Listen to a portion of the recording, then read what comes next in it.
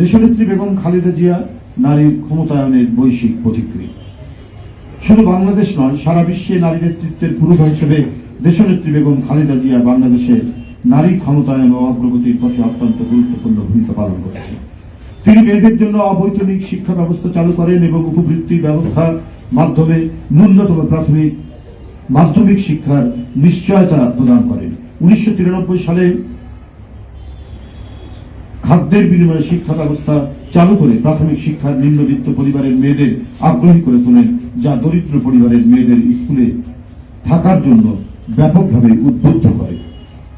তিনি দশম শ্রেণী পর্যন্ত মেয়েদের জন্য বিনামূল্যে শিক্ষার ব্যবস্থা নিশ্চিত করে একটি সামাজিক বিপ্লব সৃষ্টি করেছিলেন। প্রধানমন্ত্রী থাকাকালীন সময়ে বেগম খালেদা জিয়া ধর্ষণ ও অ্যাসিড সন্ত্রাস দমন আইন প্রণয়ন করে নারীদের বিরুদ্ধে ভয়াবহ অপরাধ রোধে কার্যকর ব্যবস্থা নেন। নারীর নিরাপত্তা নিশ্চিত করতে যৌতুক বিরোধী আইন প্রণয়ন করেন, যা অর্থনৈতিক ও সামাজিক নির্যাতন কমাতে সহায়ক হয়। নারী ও শিশু নির্যাতনের বিচার দ্রুত নিশ্চিত করতে তিনি বিশেষ ট্রাইব্যুনাল গঠন করেন এবং অপরাধ অনুযায়ী শাস্তি নির্ধারণ করেন। প্রাথমিক ও গণশিক্ষা মন্ত্রণালয় গঠন করে বেগম খালেদা জিয়া নারী শিক্ষার সবার অংশগ্রহণ নিশ্চিত করেন এবং নারীদের শিক্ষা ও কর্মসংস্থানে অগ্রাধিকার দিতে বিভিন্ন ক্ষেত্রে কোটা সংরক্ষণ করেন এবং দেশে প্রথমবারের মতো প্রাইভেট বিশ্ববিদ্যালয়ের সূচনা করে বহু নারী শিক্ষার্থীর উচ্চ শিক্ষার সুযোগ নিশ্চিত করেন। দরিদ্র নারীদের অর্থনৈতিক স্বনির্ভরতা অর্জন নিশ্চিত করতে তিনি তৃণমূল পর্যায়ে বস্তিবাসী দুস্থ নারী ও গ্রামীণ মেয়েদের জন্য স্বল্পকালীন ঋণ ব্যবস্থা চালু করেন, যা নারীদের উদ্যোক্তা হওয়ার সুযোগ সৃষ্টি করে। শিক্ষা ও ক্ষমতায়নের জন্য আন্তর্জাতিক উদ্যোগও বেগম খালেদা জিয়া অগ্রণী ভূমিকা রেখেছেন।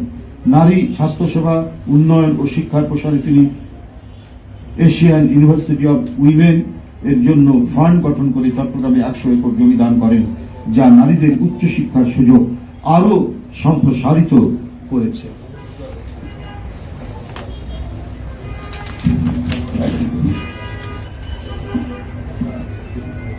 নারীরা যাতে প্রযুক্তিগত দক্ষতা অর্জন করতে পারে সেই লক্ষ্যে তিনি কম্পিউটার প্রশিক্ষণ ও ব্যবহার কাজে নারীদের যুক্ত করেন, যার ফলে অসংখ্য নারী কর্মসংস্থানের সুযোগ পায়।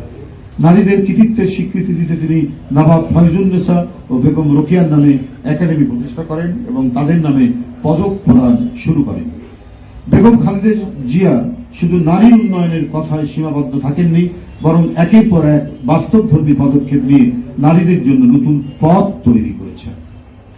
তার গ্রহণ করা উদ্যোগগুলো আজও নারীদের জন্য সুফল বয়ে আনে এবং এসব উদ্যোগ নারীর ক্ষমতায়নের ইতিহাস চিরকাল স্মরণীয় হয়ে থাকবে।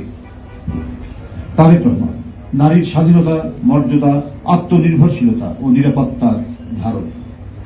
বিএনপি ভারপ্রাপ্ত চেয়ারম্যান জনাব তারেক রহমান দেশের জন্য হারিয়েছেন তার বাবা শহীদ রাষ্ট্রপতি জিয়াউর রহমানকে এবং একমাত্র ভাই আরাফাত রহমান ককুকে। আজ তার পাশে রয়েছেন তার মমতাময়ী মা দেশনেত্রী বেগম খালেদা জিয়া, স্ত্রী ডাক্তার জোবাইদা রহমান এবং একমাত্র সন্তান ব্যারিস্টার জাইমা রহমান, যারা তিনজনই নারী। তাই নারীর মর্যাদা, আত্মনির্ভরশীলতা, ক্ষমতা এবং সমাজে তাদের সঠিক ভূমিকা কতটা গুরুত্বপূর্ণ তা তিনি গভীরভাবে উপলব্ধি করেন।